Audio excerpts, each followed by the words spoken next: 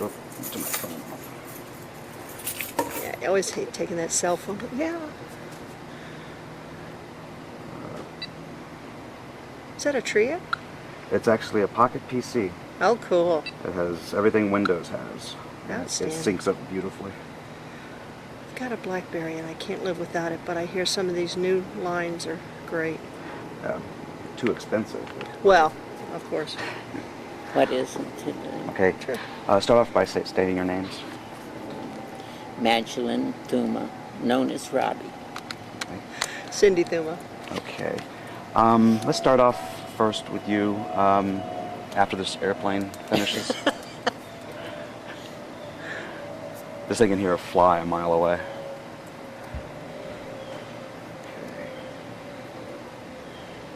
Okay, start off by when you moved into Wilton Manors.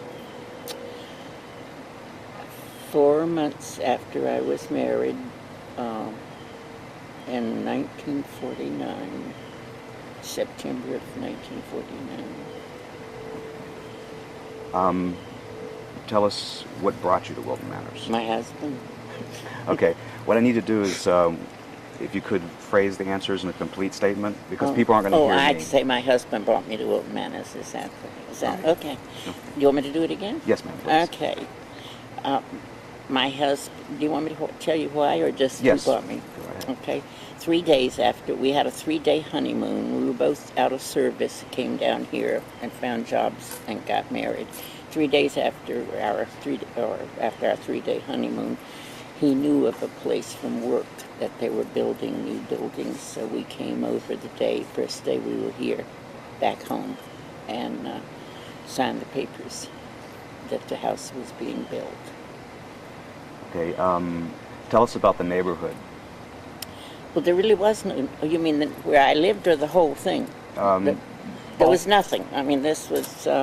That was when they were This building was the Keats Keats' section. new addition to Wilton Manors, and it's a whole block on both sides. We were probably the 4th or 5th house in the block to be built. What was it like at that time raising kids in Wilton Manors? Oh, it's great because they had a lot of area they could run in. Where the school is, we would go out in the woods picking wildflowers where the Wilton Manor School is. It was just a great place. Do you agree with me? Absolutely. We had all the acreage around us and we could dig and build. We came here because we wanted to live in the country. Okay. Tell us about your neighbors. All of my neighbors, which was only 4 or 5 people in the block, or 4 or 5 families, they were all elderly. We were the only young couple. So, especially when she was the baby, she was the block baby. And they were great people. I mean, we were friends. We had block parties. As we got a new neighbor, they were added to the block parties. It was just a small little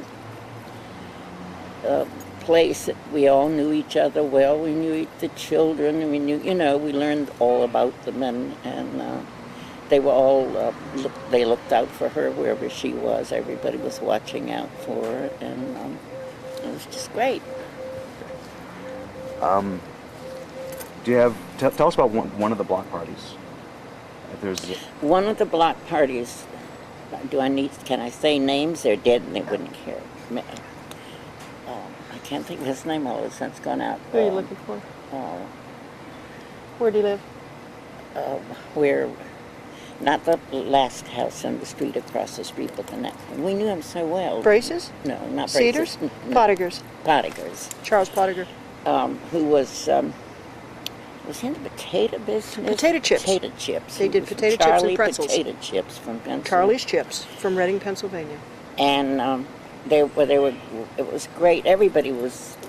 We were always having parties and get-togethers. Every weekend, somebody had it at their house. This was our time. My husband was a great cook, and of course there was a little drinking. And But at the one time when I really had a fit, Mr. Potiphar was up dancing with her, and I was sure he was going to crush her. He was going to drop her and crush her, and he would. Oh, he was a great, great person. So it was the first time in my life I had to say, somebody, you have to stop that with her. Tell us about going to school at Wilton Manors. Well, I started school at St. Clement's, and to my great chagrin, because I wanted to go to the school at the end of the block. But for my first 2 years, I went to St. Clement's, which was a wonderful and nice place. But I was not the most dedicated of students, so by my third year, I was a student at Wilton Manors Elementary, which was great. It was just like our little cocoon. We had teachers there who we knew for life. We had great times. We made great friendships. And it was a hub of all kinds of activities. The Cub Scouts met there, the Brownies met there. There was after-school recreation later on. It's a great place. Did she ever get in trouble as a child? She was always the school clown. She did. I don't know if you want to know some of the things she did. I know she doesn't want me to tell you, so. Then go right ahead. I think all my victims are dead now. So. No, I was just going about stuffing your shirts with paper, but I don't think you want to know about that, do you? No. Tell us about friends and playing. Well, one of the things that they did there was they had a girls softball team there, which you had to be 14 to play in. A police officer named Duke Teufel ran it, and 14 to me seemed like it was a million years away because I never could join that doggone team, but I really wanted to.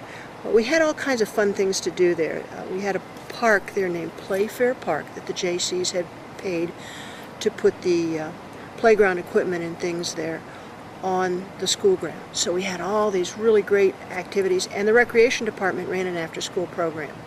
So it was always a lot of fun. There was a place to go after school.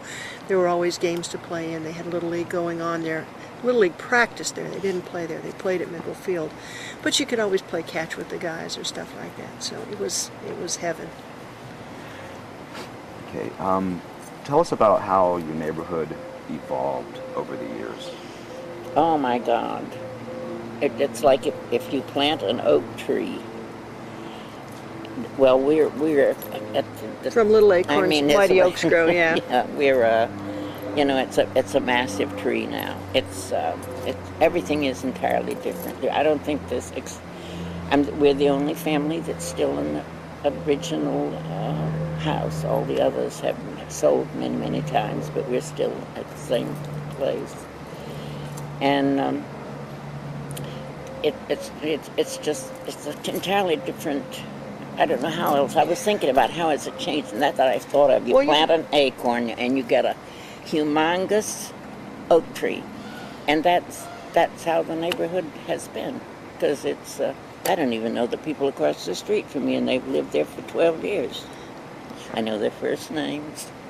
One of the things I think that's interesting is when your section was built, like you had Dr. Millman lived on your block. Yes. Who was the first Jewish physician to be granted physician's privileges at Broward General Medical Center, then Broward General Hospital. Then over the years, as the young families moved in, it became young families. Now it's gentrified again, and you see people who are professionals moving in again. There's less of the young families. Most families can't afford to move in there now. That's true too. But so it's gentrified, and folks are fixing up their property. Those homes have never looked so good, as they do right now. So it's really a neat thing what's happening, the evolution. Tell us about the politics of Wilton Manors from back when you originally moved here in a short span. When I first came here, we had nothing. We had no fire department, no police department. We had nothing. I mean, it was no... And we got the auxiliary police, and we got the auxiliary firemen. And for politicians, I never got into politics. My husband did, but I didn't have time for it. I had my work, took care of my in-laws, took care of my mother, took care of my grandmother, took care of my aunt, and and I had my kids, and my husband traveled, so I had no time for politics. I mean, I had enough problems without that. Now I live in politics. I eat politics. I love But politics. not city politics. But not It's city national politics. No, national politics. Did you, tell us about the church that you went to originally. Just tell us about the church in general. When I first went to church, we didn't have a church here. We had it was the restaurant across from. The old Reef restaurant across from Fort Lauderdale High. No, it wasn't the Reef, was it? Wasn't it originally the Reef? I don't think that was the name, but I'm not sure. Well, it had several names. Father Keogh was there, and even though we got to be great friends with him, we always sat on the front. They had chairs because there was no pews and it was just chairs. And I would Ocean put Cindy on the down and let her kind of roam around because there was only a few people there, and he used to get very agitated at me. He never said anything, but my husband and I would look at each other and knew it was time to pick the kid up and settle her down because she was always into something. And she still is. It hasn't changed much. That became St. Clement's Church later. Oh, I forgot. Yeah. Then we had what is the school now, and my husband and I donated all the plants. My husband grew the plants. That was his hobby. So he did all the landscaping of that original church. Some of them are still there. Tell us about the chicken farm. Do you know, I don't remember too much about the chicken farm. I know it was back of our house. No, it was on 23rd Street. Well, that's back of our Yeah. house. Well, maybe it's in front of our house Okay. too, but it's at my house. It's back. But I don't. It was not something that made a great impression on me. Well, Pedersen had built it because he was trying to get around the embargo on building homes during the war. And so he could build a chicken farm and subdivide it into apartments later. So that was his way. That's, I because building think, why supplies were rationed. it was not a great deal in the neighborhood that we had the chicken farm, and I knew it was there. Yeah. But it was just not something that, in fact, I had forgotten that there was ever a chicken farm back. The funny thing about the chicken farm, when they cleaned that lot off, there was a man on a mower that was cleaning this stuff off. And he used to panic every time he hit a garden snake. Well, I mean, they were like, you could stir them up. My kids played with them, you know. And he kept telling me, oh, no, they're going to kill her, they're going to kill her, they're going to kill her. He was petrified.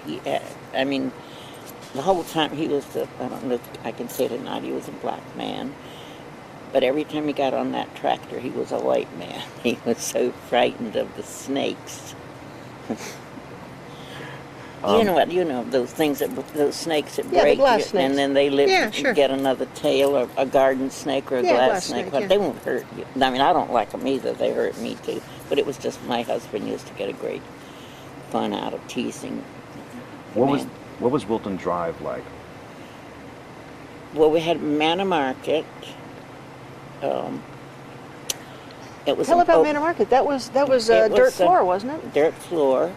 It had no sides. It was quite large for a place like this, but it was the only grocery store in the area that I know of.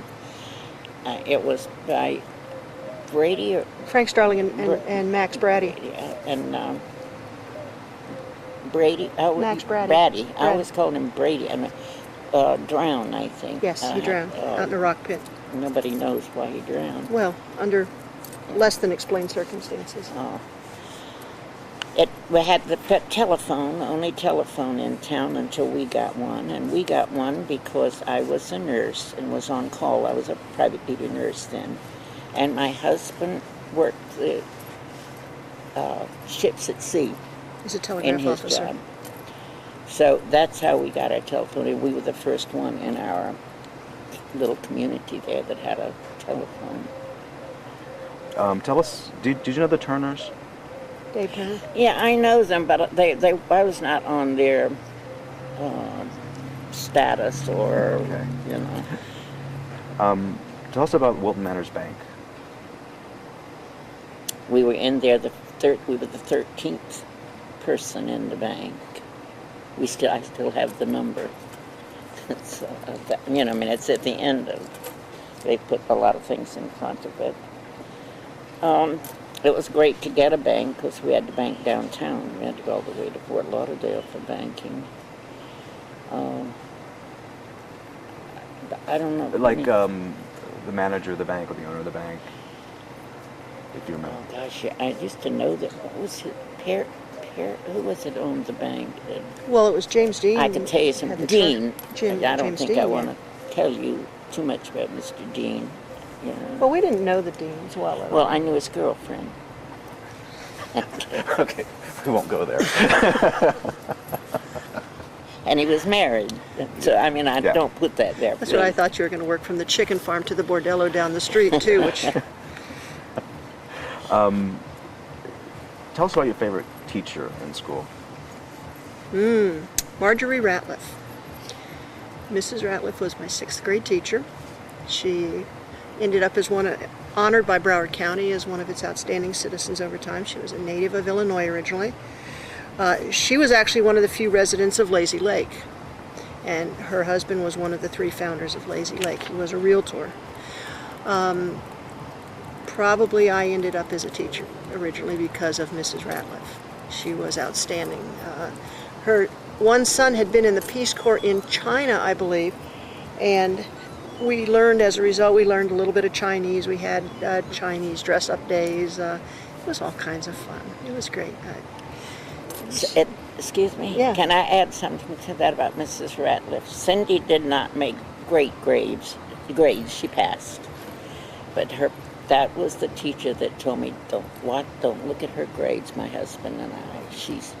This girl is so smart that she is so bored that all she does is clown around, but she's one of the smartest kids in the class. Did you ever have to meet with the principal? I don't know. At St. Clement's you did. You had to meet with Sister Teresine. Did Daddy go? I don't remember going. I remember that was how I got invited out of St. Clement's, but I don't remember. I wasn't privy to the meeting. Well, you don't I know we took Joe out of St. Clement's. I'm not more interested in that than the people themselves, if you knew them. I knew them. I don't even remember. I've had his. Brian Davis was the principal at Wilton Manors Elementary when I was there, and Mr. Davis was pretty much what you think of as the stereotypic principal, kind of a stern guy and everything. But in later years, I've learned that Brian Davis was a great community contributor. He was one of the founders of the Kiwanis. Did a lot for the community. But as a little kid, you just don't see that. You don't see what they are outside the walls of that school. And Brian Davis, it turns out, was a really neat guy. And talking about St. Clement's, you knew everybody in church. I don't know anybody in church now. I mean, I may see. I haven't been to church for a long time for health reasons, but I may see if I would go 2 or 3 people that I recognize, but I might not even remember what their names are. But at that point, then the priest came to our house if somebody was sick. If our kids weren't doing well. But the other thing, too, is, in past years, Wilton Manors was kind of looked at as the suburb of Fort Lauderdale. But now if you see real estate ads or something, you'll see near Wilton Manors. Now this is the desired location. It used to be we were just the bedroom community for Fort Lauderdale. Tell us about what the shops of Wilton Manors, how it used to be. The funniest thing I can remember about the shops of Wilton Manors was it Wendy? No, it was Starling. Frank Starling. Did he start up? I can't remember who was the first owner. Well, Manor Market, the shops of Wilton Manors, those are the ones that are attached to what used to be Manor Market, I'm talking about across the street from the old Grand Union the old property. Grand Union, yeah. Well, tell us about Grand Union. My husband at that time he organized the auxiliary police department, and he had to go to Broward community, and get the education that you have to have a policeman. He was, but he To the police he didn't academy. do it. He didn't get paid. It was just did it for the community. So he would work Grand Union, or he worked Private Grand security. Union security, and to help, I mean, the problems or something. They had, when they first opened, they had chickens for 19 cents a pound. And even though there was nobody living around here much, I mean, there was more than They when showed we up for first that. came. They were there for that, and there was so many people that they got all the men to stand into the chicken thing, and they just picked the chickens up and threw them out, and Like whoever got a footballs. chicken got a chicken. It was something. I remember seeing that. Um, We had Food Fair then, which is the parking lot now by Hagen Park was where the Food Fair building was. We had Grand Union, which is over where We had Poverello. Manor Market was still there. Manor Market was still there, and then the Publix came along later. Mhm. So we were well served with supermarkets. Tell us about the police department. I loved the police department. There again, you knew everybody because the chief of police lived across the street from us. And we had was first Tom we had Brace. Mr. Beanie, Richard Beanie. and they he was let go, and Mr. Brace, who had come here from Pennsylvania, Illinois. Illinois, I think Pennsylvania, no. He was born in Illinois. I don't know where he came from. They hired him because he was an ex-policeman. Great guy. But really gruff. Oh, he was a miserable old, but everybody loved him. He was a character. I mean, he wasn't above tweaking the law a little bit to get his point across. Never anything overt, but just subtle. I was going to say, He kept I left. Let me take over for just a second, if I could. He had a pet raccoon.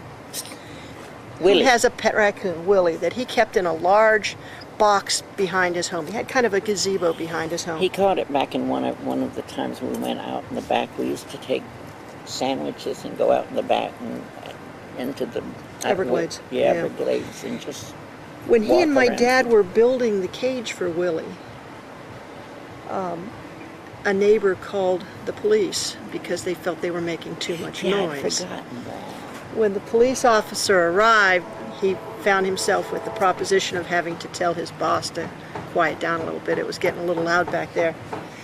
I remember he left, the police officer left after having had sandwiches and drinks with the guys, soft drinks with the guys, and my dad and Chief Brace were a little bit quieter too, but it was kind of funny.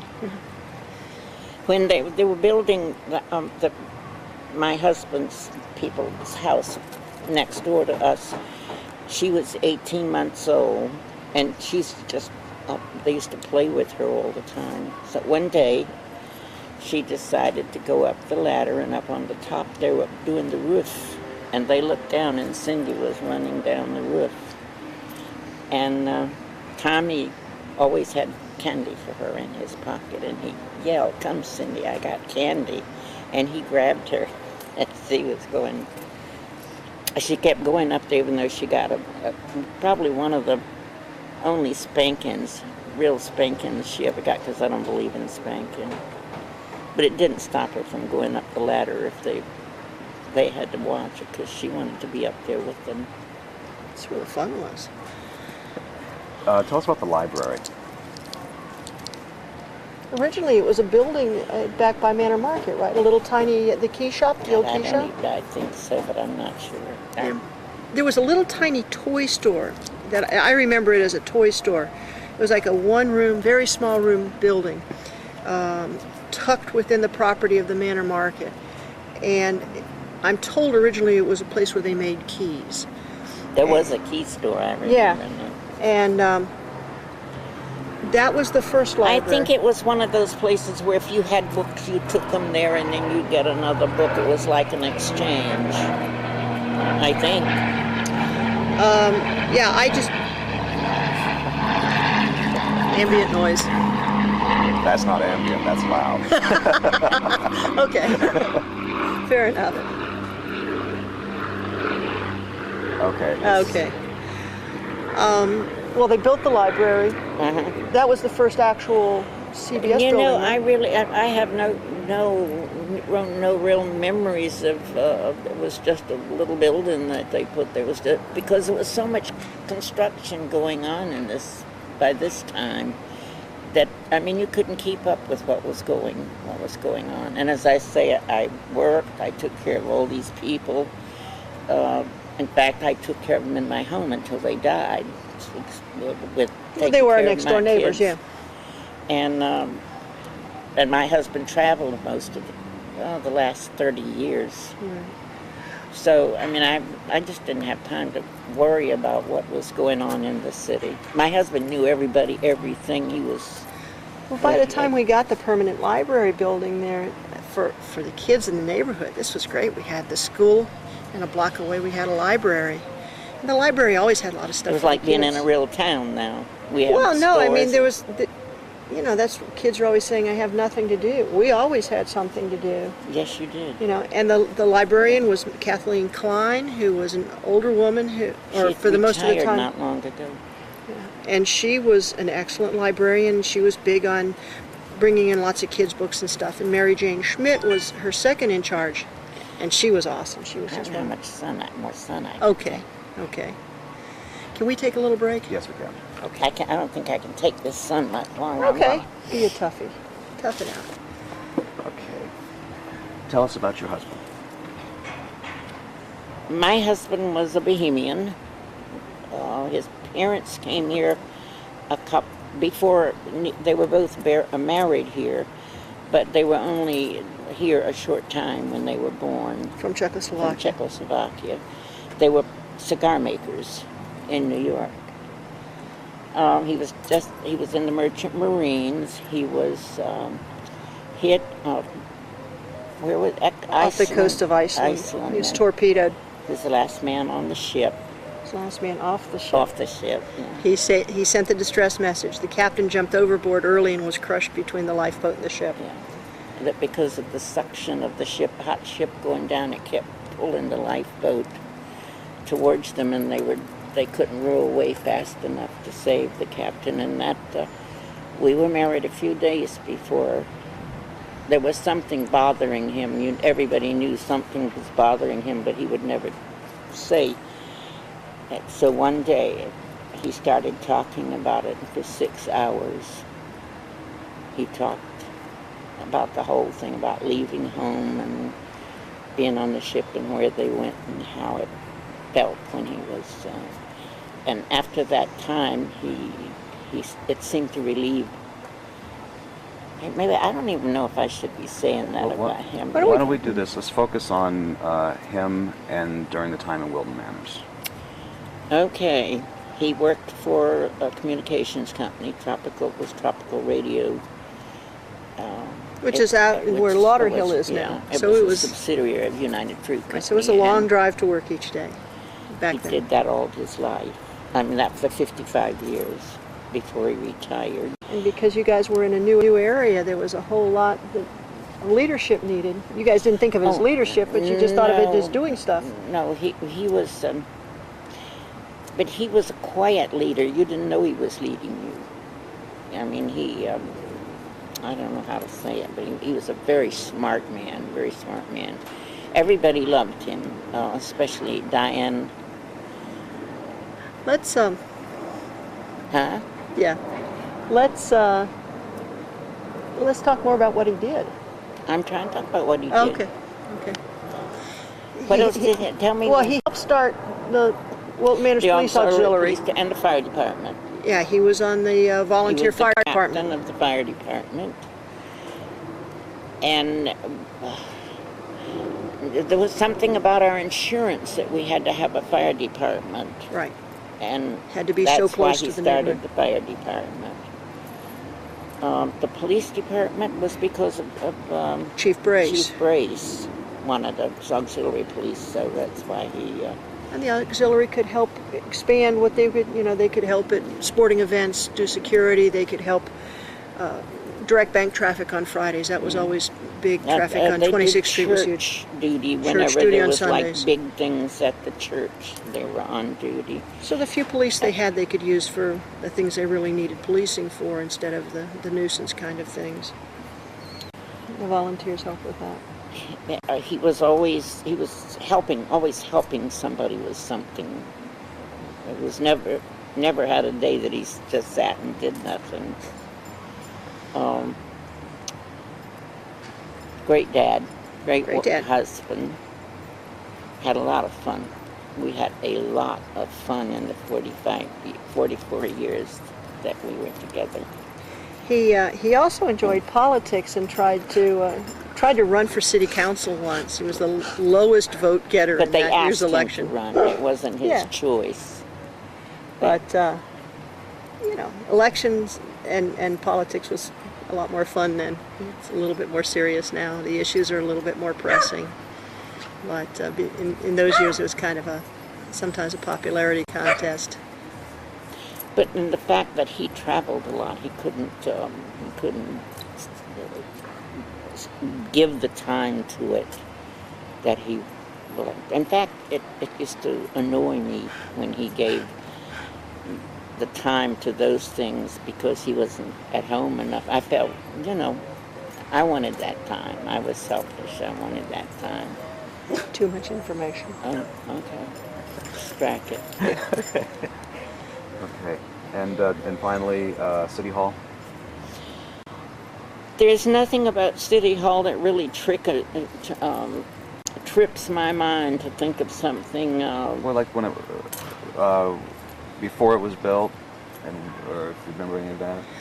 Well, originally the fire department was on one end of City Hall there. That's right. The fire department was there. I mean, it was just the City Hall. I mean, I don't know anything. Well, I remember in 1960 we had the state champion Little League team, and Chief Brace was one of the people who was a chaperone for the team. Jim McGivern, who was the recreation director, accompanied the team, and Chief Brace went with them, and he got pneumonia from it, and eventually that's what killed him. No, pneumonia. Well, go ahead. Go ahead. But at any rate, after the team won, the competition was in Jacksonville at the Naval Air Station, and the team won. They came back by bus. When they arrived at the city limits, the police department met them, and they had a motorcade, and they had a parade and everything. And there were about 200 people outside, and a big banner stretched across the bay of the fire department for the Little League team when they came back. It was an incredibly good feeling. It was one of those neat things. One year we had a soapbox derby racer named Gary Patchen. About that time, I don't know if it was exactly that time, but they had a ceremony for him at City Hall. And at least up until recently, he won second place in the National Soapbox Derby. And for many years, it may still be there, his trophy was there in the City Hall. So that was a pretty cool thing, too. Like when I came from a small town, and it's like a day-to-day thing. It's like being in a hospital. You ask me something of Broward, I can tell you when it was built and what it was when I came there and all that. But there's nothing about the hospital that, would, except how it's grown.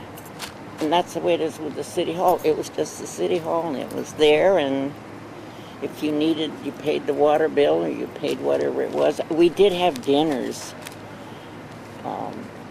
different organizations, and many of the people also worked in the City Hall. They had the annual Christmas party for children in the That's city, right. and Felix Miller, who was a police officer, would always be Santa Claus. She said, "Oh, Cindy, what do you want?" I said, "Oh, Dr. Miller, Mr. Miller, I know who you are." Thanks, Mom. Okay. On that note, I think we will. Unless there's anything specific. I wish I could remember, but there isn't anything. I'm just saying in general about what matters. If there's anything specific that you want to say, or... Oh, I just think it's a great place. It's a great place. It's, I like to be in a small town. I wish that it wouldn't have grown so fast, so long. But I mean, I'm 84 years old, I came here when I was 27, so that really isn't fast. But But I still, someday, I wish we had the little town we came to. Even though you can't, that's progress and you have to have it. I often think, I wish it was still the little town we came to. We came because it was in the country. Great. Thank you. Thanks, Mike.